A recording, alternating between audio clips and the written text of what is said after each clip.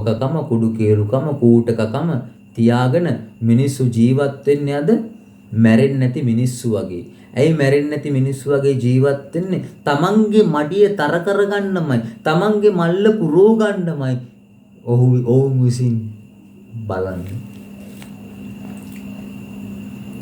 මනුෂ්‍යයා තමාගේ භාර්යාව ජීවමාන සියල්ලන්ගේ මව් හේයින් ඈට ඒව යන නම තැබීය. ස්වාමියු දෙවියන් වහන්සේ ආදම්ට සහ ඔහුගේ භාර්යාවට සම්වලින් ඇදුම් සාදා ඇන්ද වූසේක. තවත් ස්වාමියු දෙවියන් වහන්සේ බලව මනුෂ්‍යයා යහපත හා නපුර දැනගැනීමට අපගේ කෙනෙකු මෙන් උනේය. දැනදු ඔහු තමාගේ අත දිගුකොට ජීවන වෘක්ෂිනුත් ගෙන කා සදාකාලයටම ජීවත් නොවන පිණිස කියා යම් භූමියකින් ඔවුන් ගන්නාලද එය වචන පිණිස ස්වාමී වූ දෙවියන් වහන්සේ ඒ දන්නුවෙනෙන් ඔහු පිට කළසේක. අන්න දෙවියන් වහන්සේ උඹලා නිකන් කණ්ඩ දෙන්නේ නෑ මම මින් මත්තට. උඹලා හොයාගෙන කාපල්ලා. උඹලා නිකන් කණ්ඩ දුන්නාම නේකේ අගයක් නැතුව ගියේ. දැන් උඹලා හොයාගෙන කාපල්ලා. එතකොට මගේ අගේ තේරෙයි උඹලට. අන්න ඕක තමයි ලෝකාන්තිමේ දක්වාම යන්නේ. ජීවන චක්‍රයේ කියන්නේ ඕක තමයි. සමහරු භවයෙන් භවයට යනවායි කියලාත් කියනවා. එකම කොයි කතන්දර කොයි වන්නම ගැහුවත් කොයි පදයන් ගැහුවත් පදයන් කිව්වත් එකම බෙරේ බෙරේකට ගහන්නේ මොකද? එකම පදෙත් ගන්නවා බෙරෙත් තියෙනවා. එකම පදේ තමයි. පදයන් වෙනස් වුණාට බෙරේ එකයි. පදයන් එක වෙනස් වුණාට බෙරයන් එකයි.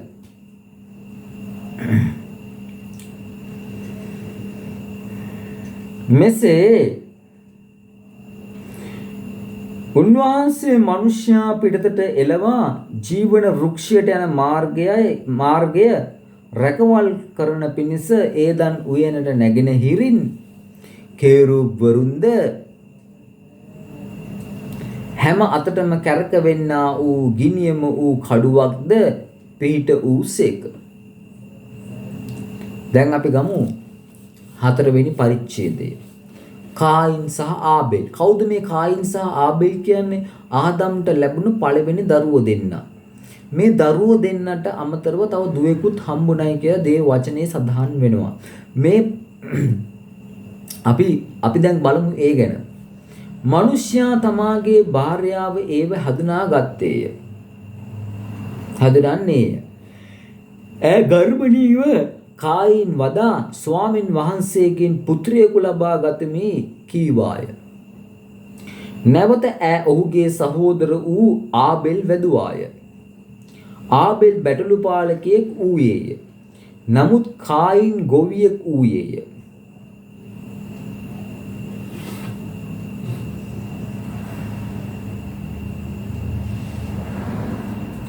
කාලයකට පසු කායින් භූමියේ ඵලයෙන් ස්වාමින් වහන්සේට පඩුරක් ගෙනානේය. ආබෙල්ද තමාගේ රැළේ කුළුදුලන්ගෙන්ද උන්ගේ තෙලින්ද ගෙනායේය. ස්වාමින් වහන්සේ ආබෙල් සහ ඔහුගේ පඩුර සැලකූසේක. එහෙත් උන්වහන්සේ කායින් සහ ඔහුගේ පඩුර නොසලකූසේක. එවිට කායින් අතිශයින් කෝප විය. ඔහුගේ මුහුණද වෙනස් විය. ස්වාමින් වහන්සේ කායින්ට කතා කොට නුඹ කෝපව සිටින්නේ මන්ද? නුඹේ මුහුණ වෙනස්ව තිබෙන්නේ මක් නිසාද? නුඹ යහපත කෙරෙහි නම් පිළිගනු නොලබන්නේහිද? යහපත නොකෙරෙහි නම් පාපය දොරකඩ ළඟ සිටී. ඒකී ආශාව නුඹ කෙරෙහි වන්නේය. නුඹද එය කෙරෙහි ආණ්ඩු කරන්නේ යයි කීසේක. කායින් තමාගේ සහෝදර වූ ආබෙල්ට කතා කොට තවද ඔවුන් කෙතෙහි සිටී කල්හි කායින් තමාගේ සහෝදර වූ ආබෙල්ට විරුද්ධව නැගිට ඔහු මැරුවේය. අද අපි ගත්තොත් පාසලක හෝ වේවා යම් ආයතනයක හෝ වේවා යම් සමිති සමාගමක හෝ වේවා තමන් හිතාගෙන ඉන්න තරම් තමන්ට ඒ পদවි තානාන්තර ලැබිලා පැසසුම් ලැබුණ නැත්තම් වෙන කෙනෙක්ට ලැබුණා නම් තමුන්ට මොකද්ද ඊර්ෂ්‍යාව ඇති වෙනවා. මේ ඊර්ෂ්‍යාව ඇති වෙන්න ඊර්ෂ්‍යාවේ මූලාරම්භය කොහෙද? මේ ආබෙල් කියන කායින් සහ ආබෙල් කියන මේ කතන්දරයෙන් තමයි ගොඩනැගෙන්නේ. කායින් සහ ආබෙල් කියන මේ කතන්දරයෙන් තමයි ගොඩනැගෙන්නේ. කායින් හිතුවා දෙවියන් වහන්සේ මගේ මේ පඩුර පිළිගෙන මාව උසස් කොට තබයි මාට පසසුම් කරයි. නමුත් කායින්ද නෙමේ. කායින් අපි යම් කිසි දෙයක් කරනවා නම් ඒ දේ කරන්න ඕනේ යම් කෙනෙක්ගෙන් යම් දෙයක් නොලබන්නමයි. බලාපොරොත්තු නොවි. නමුත් මොකද්ද ආබෙල් කරේ? ආබෙල් බලාපොරොත්තු තිබ්බේ නැහැ.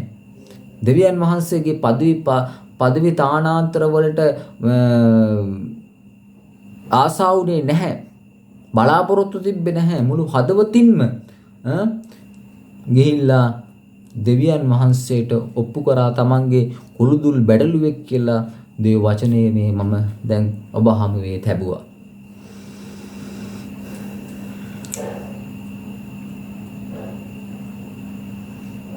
අන්න එතකොට අපි මොකද්ද කරන්නේ? තමන්ට තමන් බලාපොරොත්තු වුණ දේ සහ තමන් බලාපොරොත්තු වුණ পদවි තානාන්තර ගරු පැසසුම ලැබුණ නැත්තම් තමන් විසින් මොකද්ද කරන්නේ? අර මිනිස්සයාට මඩ ගහලා අර මිනිස්සයව නැති කරලා දාන්නයි බලන්නේ. අර මිනිස්සයව විනාශ කරලා දාන්නයි බලන්නේ. අන්න ඒ වගේ තමයි. මම හිතනවා අපිට තේරෙන්නේ නැති කියලා.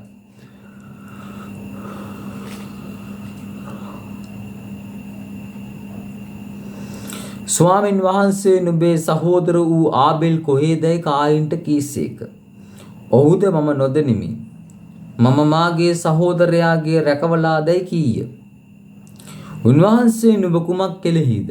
නුඹේ සහෝදරයාගේ ලයේ ශබ්දයේ භූමියෙන් මට හඩගසයි. අපරාධයක් කරලා කිසිම කෙනෙක්ට සැඟවී සිටින්න බෑ. අපරාධයක් කරලා කිසිම කෙනෙක්ට කට්ටි පයින්න බෑ. හැංගෙන්න බෑ. මොකද කොයියම් වෙලාවකදී හෝ කොයියම් මොහොතකදී හෝ ඒ අපරාධය දෙවියන් වහන්සේ විසින් අනාවරණය කරුන් ලබනවා. මොකද දෙවියන් වහන්සේ විසින් අනාවරණය කරුන් ලබන්නේ ඒ දඩුව ඒ අපරාධයේ සිදුවෙච්ච කෙනාට කරන්න ඕන දෙයක් වශයෙන්. කරන්න ඕන කෘතගුණයක් කරන්න ඕන මොකද්ද පිළියමක් වශයෙන්. එතකොට අපරාධයක් කරපු කෙනා සැඟවිලා සහ අපරාධයක් කරපු කෙනාට සැනසීම ජීවත් වෙන්න පුළුවන් නම් මේ ලෝකෙ මෙච්චර මොකද්ද ආලෝකමත් වෙලා නැහැ. අන්ධකාරයේ කරාම දිව යනවා. අන්ධකාරයේ කරාම දිව ගිහිල්ලා තියෙනවා. අන්ධකාරයක් බවට පත් වෙනවා.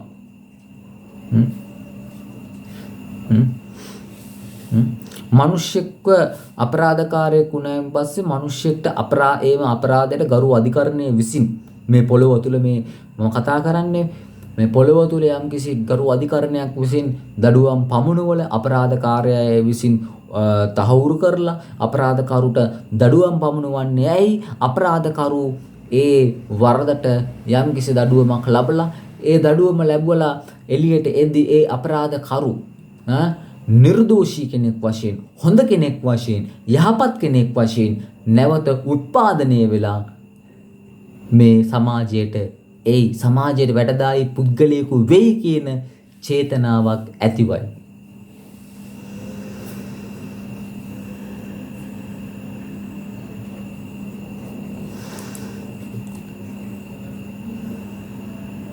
උන්වහන්සේ නුඹ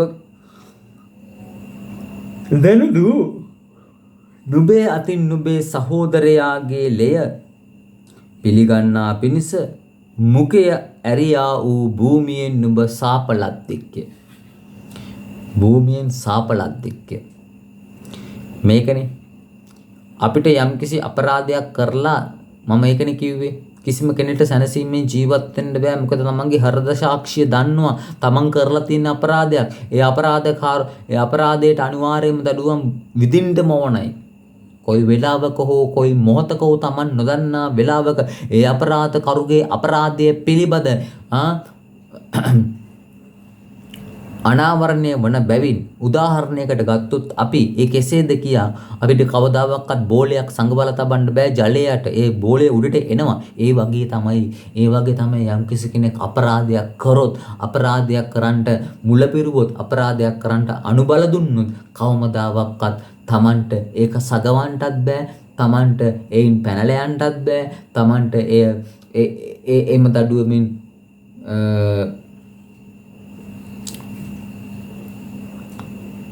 නිදොස් වෙන්නත් බෑ. එහෙමනම් ඒ අපරාධය සිදු වුණු කෙනාට කරන තවත් ලොකු අපරාධයක්.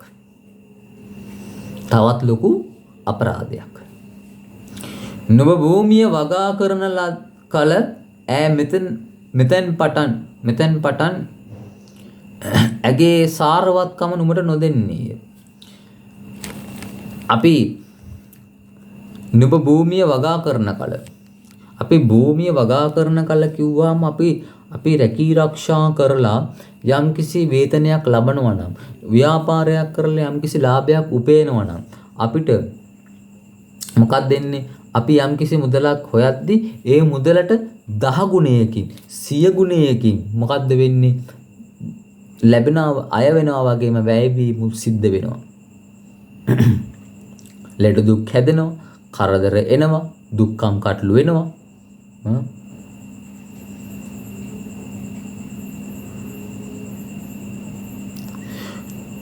නුඹ පොළොවේහි පලා යන්නෙක්ද, තනින් තන යන්නෙක්ද වන්නේයයි කීසේක. අපිට ජීවිතයේ සමහරු අපගේ මේ සමාජයේ ජීවත් වෙන මිනිස්සු මේ තමන්ගේ රටේ තමන් යම්කිසි දෙයක් කරලා තමන් හිතන තැනට එන්න බැරි නම් මොකද්ද කරන්නේ? තමන් යනවා පිටරට ගිහිල්ලා පිටරට ආයටත් කඹරනවා. කඹරලා මොකද්ද වෙන්නේ? තමන්ගේ කාලය, ශ්‍රමය හැම දෙයක්ම අනුන් උදෙසා වැය කරනවා. වැය කරලා අන්තිමට යම්කිසි පොඩි දෙයක් කරගනි. නමුත් ඉතිරි කාලේ තුරාවටම ඔහු දුක් විඳි. ඒක තමයි සිද්ධ වෙන්නේ. එවිට කායින් ස්වාමින් වහන්සේට කතා කොට මාගේ දඩුවම දැරිය නොහැකි තරම් මහත්ය. බැලුව මැනව. ඔබ වහන්සේ අද දවසේහි භූමිතලයෙන් මා එළවූසේක. මමද ඔබ වහන්සේ ඉදිරියෙන් සැඟවෙන්නෙමි. පොළොවේහි පලා යන්නෙක්ද, තනින් තන යන්නෙක්ද වන්නෙමි. තවද මා සම්බ වෙන කවරෙක් නමුත් මා මරන්නේ යයි කීය. අන්න ඊර්ෂ්‍යා, වෛරය, ක්‍රෝධය, පලි ගැනීම, එකාගේ මාළු එකා කණ්ඩ පටන් ගන්න ගත්තේ මෙන්න මේ අවස්ථාවේ සිටයි. ඔබට තේරුම් යන්න ඇති කියලා මං හිතනවා. එකාගේ මාළු එකා කණ්ඩ ගත්තේ මේ වෙලාවේ. මූලාරම්භේ in the beginning මේ අවස්ථාවේ